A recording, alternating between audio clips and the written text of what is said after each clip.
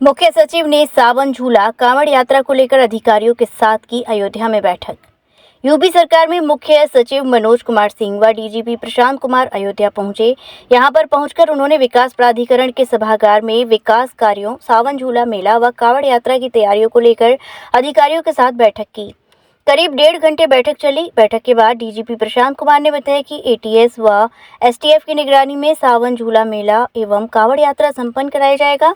मेले की ड्रोन से लाइव स्ट्रीमिंग ली जाएगी। सरयू में एनडीआरएफ, एसडीआरएफ की टीम तैनात होंगे। धार्मिक आयोजन में असामाजिक तत्वों के खुराफात की भी सख्त कार्रवाई होगी। वहीं मुख्य सचिव मनोज कुमार सिंह ने कहा कि 1 महीने के सावन मेले में करोड़ों श्रद्धालु अयोध्या पहुंचते हैं।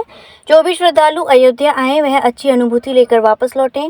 मुख्यमंत्री का आदेश है कि उनकी चिंता भी है आने वाले श्रद्धालुओं के लिए अयोध्या में अच्छी व्यवस्था हो। उन्होंने कहा आवागमन के मार्ग में गड्ढे न हो, सभी मार्ग व्यवस्थित हों।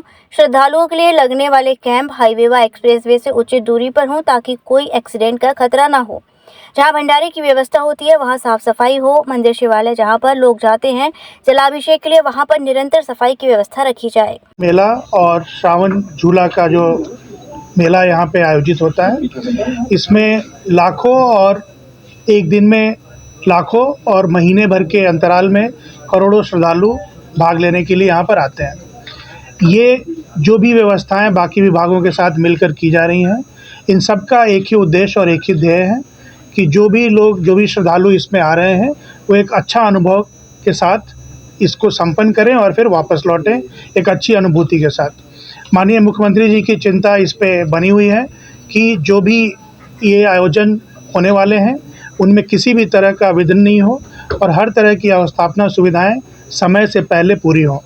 इसीलिए शासन पूरी तरह से कटिबद्ध है और इस बात के लिए लगातार मॉनिटरिंग भी कर रहा है कि जितने भी आवागमन के लिए मार्ग हैं उनमें गड्ढे न हों, व्यवस्थित हों। रास्ते में आने वाले श्रद्धालुओं के लिए जो कैंप लगाए जाते हैं वो एक्सप्रेसवे या हाईवे से उचित दूरी पे लगाए जाएं ताकि कोई एक्सीडेंट का खतरा न हो। जो भी भंडारे लगते हैं वहाँ पे साफ़ सफाई की अच्छी व्यवस्था हो।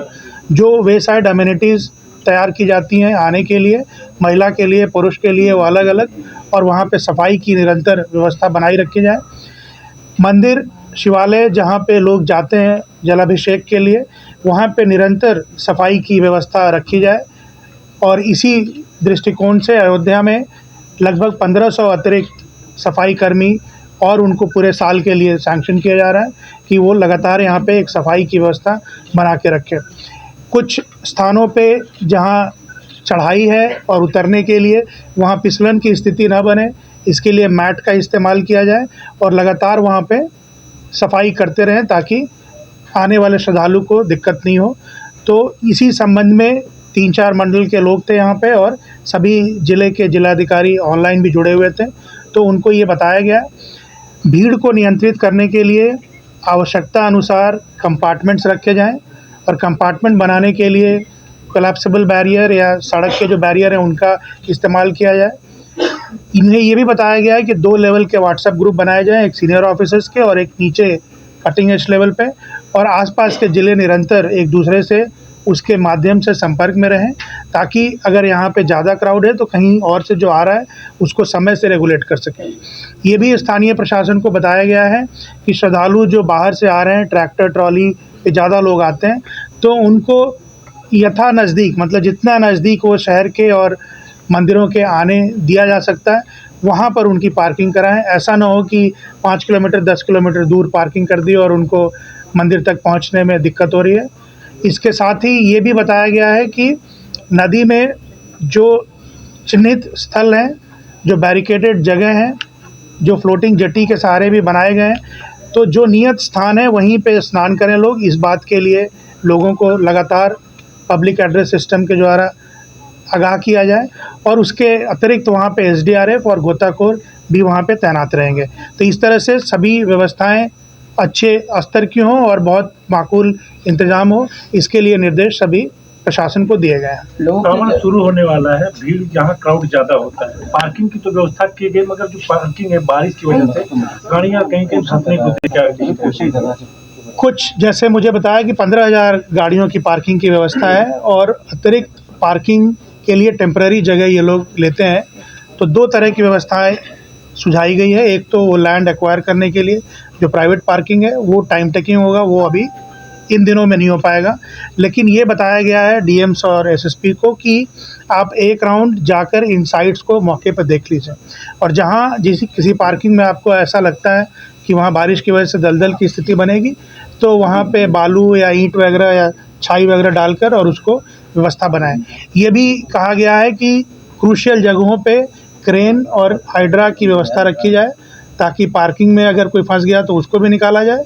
एक तो फंसने की स्थिति बननी नहीं चाहिए, उसकी तैयारी होनी चाहिए, लेकिन अगर कहीं इस तरह की गाड़ी फंस जाती है या ट्रैफिक में कोई व्यवधान होता है तो क्रेन आदि की व्यवस्था होनी चाहिए, ताकि उसको तुरंत हल किया जा सके।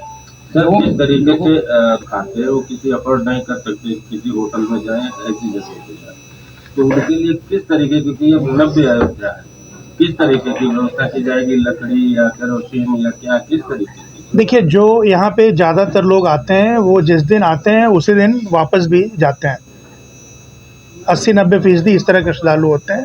और ये आपकी बात सही है कि कई श्रद्धालु आते हैं तो अपना खाना यहाँ पर खुद बनाते हैं, लेकिन वो अपना खाना बनाने की व्यवस्था लेकर चलते हैं अपने ट्रैक्टर के साथ, और वो नियत स्थान है जहाँ पर वो अपना खाना बनाते हैं और फिर खाना खाते हैं। तो हमारी तरफ से ये निर्देश जिला प्रशासन को है कि एक तो रेस्टोरेंट वगैरह भी रीज़नेबल चार्ज करें, दूसरा जो श्रद्धालु अपना खाना बनाते हैं उनके लिए स्थान नियत है, वहाँ पर उनको फैसिलिटेट किया जाए, साफ़ पानी की वहाँ व्यवस्था होनी चाहिए और शेड वगैरह की व्यवस्था होनी चाहिए, ताकि अगर बारिश का आसार बनता है तो उसमें भी उन्हें तकलीफ़ ना हो और अपना वो खाना समय से और सही तरीके से बना सकें।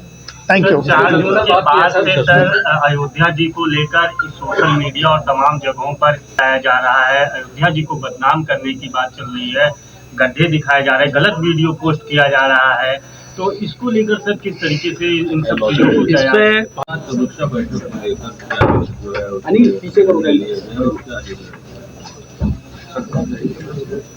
सावन महीने के दौरान जो कांवड़ चलती है और उसके अतिरिक्त जो यहाँ श्रावण झूला मेला आयोजन अयोध्या में होता है, इस संबंध में जो अंतर्विभागीय समन्वय के लिए मुख्य सचिव महोदय और मैं स्वयं हम लोग लखनऊ से आए हैं। यहाँ उपस्थित अधिकारियों के अतिरिक्त अन्य मंडल और जोन के अधिकारी भी यहाँ मौजूद रहे।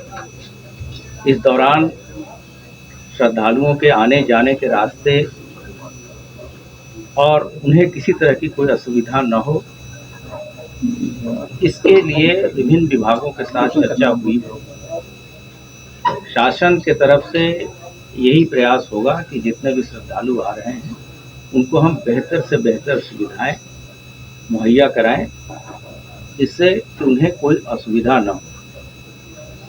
इस दौरान सुरक्षा व्यवस्था चाक चौबस रहे, इसके निर्देश दिए गए हैं। पर्याप्त पुलिस बल प्रत्येक धार्मिक स्थलों पे लगाया जाएगा।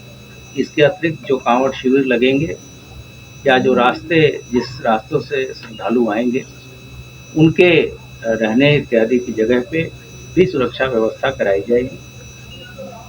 अयोध्या जी में विशेष व्यवस्थाएं घाटों पे भी रहेंगी, यहाँ के प्रमुख मंदिरों पे भी रहेंगी, जहाँ ज़्यादा भीड़ रहती है वहाँ मेडिकल की सुविधा भी रहेगी।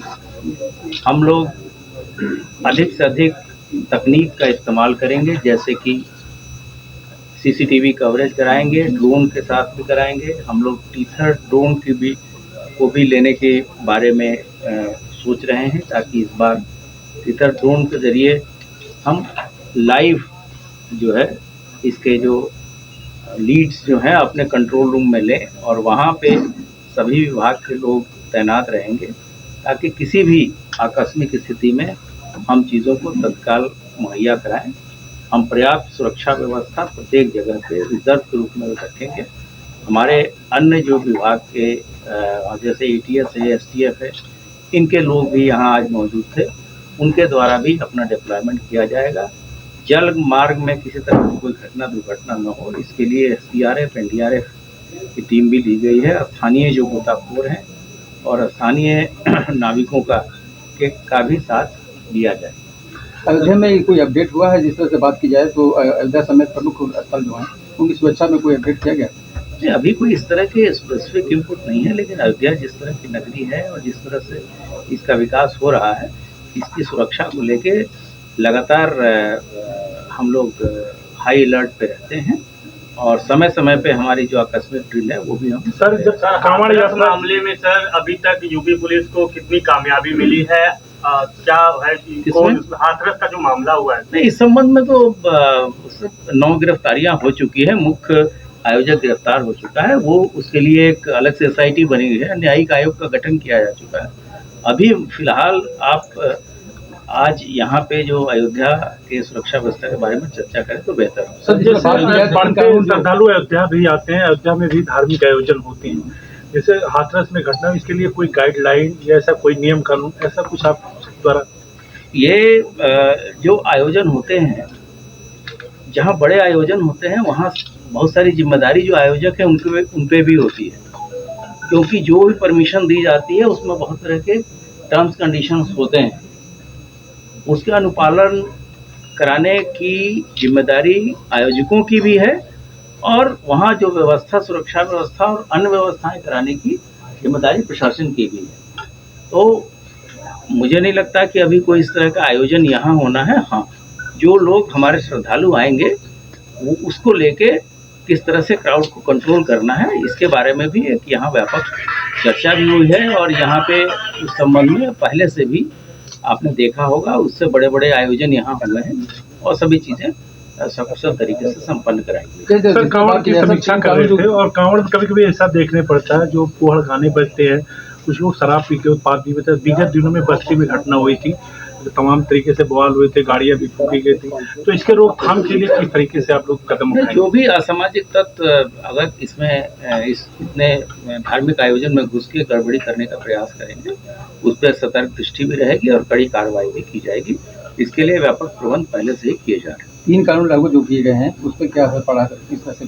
3 कानून के बारे में आज 7 तारीख हो गया, 7 दिन से इसमें किसी तरह की कोई समस्या नहीं आ रही है और जो भी निर्देश वहाँ से आए हैं, FIR वगैरह दर्ज हो रही है और हमने शासन के ने हमें फंड दिया है, जो तकनीकी रूप से हमारे लोग दक्ष हैं और जो ट्रेनिंग हम लगातार अपग्रेड करते जा रहे हैं और समय समय पर आपको भी अवगत कराया जाए। सर जिस तरीके से क्राउड मैनेजमेंट को लेकर कभी कभी भीड़ की तादाद जितना आपको कहीं अधिक हो जाती है, फिर वहाँ समस्या होती है क्राउड मैनेजमेंट की। कई लोग ऐसा है कि हाँ इसमें ज़्यादा समस्या आती है क्राउड मैनेजमेंट, उसको लेकर क्या? देखिए, आप तो खुद अयोध्या जी के रहने वाले हैं। अब अयोध्या जी में जो अवस्थापना सुविधाओं में विस्तार हुआ है, इसको आप लोगों ने खुद देखा है।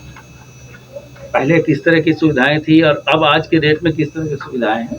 मुझे नहीं लगता कि अगर कोई क्राउड आएगा तो उसको संभालने के लिए यहाँ का प्रशासन सक्षम नहीं है। व्यापक तैयारियां की गई हैं और किसी तरह की असुविधा नहीं होनी चाहिए। ठीक sir, thank you sir. Jaswant telecom mobile repairing, parts एवं मोबाइल एक्सेसरीज के थोक विक्रेता। हमारे यहाँ कुशल इंजीनियरों द्वारा हर प्रकार के Samsung, iPhone, Nokia, Vivo, MI, Honor, Oppo, Motorola आदि मोबाइल की बेहतरीन रिपेयरिंग की जाती है। अब आप अपना मोबाइल रिपेयरिंग कराएं विद ओरिजिनल पार्ट्स के साथ। जसवंत टेलीकॉम, हमें आईफोन स्पेशलिस्ट, हाईवे प्लाजा के सामने, मंडी चौराया, मथुरा।